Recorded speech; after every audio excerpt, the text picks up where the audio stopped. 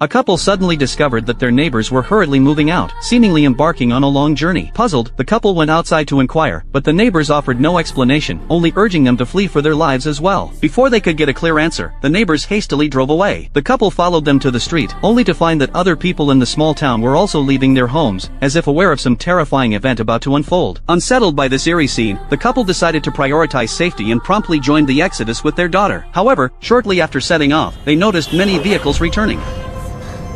Where are all those people headed back? Despite the strange situation, they had no choice but to continue driving until they were forced to stop by congested traffic. It was then that they discovered the roads leading out of town had long been blocked by the military, and broadcasts were urging citizens to return home and not wander around. What exactly had happened in this small town? Suddenly, a piece of gravel hit the hood of their car, accompanied by a deafening roar as two fighter jets soared overhead. As everyone looked on in confusion, the jets headed towards their town and, without any warning, dropped countless incendiary bombs. The residential area was instantly engulfed in a sea of fire, and those who hadn't managed to escape vanished in the flames. Witnessing their homes being consumed by the inferno, the people present wore expressions of disbelief, realizing that the military had decided to eliminate the entire town's population to contain the virus. Before the crowd could recover from the shock, they noticed the fighter jets turning back towards them. Terrified, everyone scattered in all directions. Amidst the chaos, the woman spotted a water tower not far away, and the family of three immediately fled towards it. However, just as they reached halfway up the hill, the fighter jets bombed the area they had just been in. Witnessing this, the three of them didn't dare linger for a moment and ran frantically until they reached the entrance of a shelter. At the same time, the pursuing fighter jets seemed to have spotted them, but fortunately, just moments before the bombs were dropped, the family managed to enter the shelter unscathed.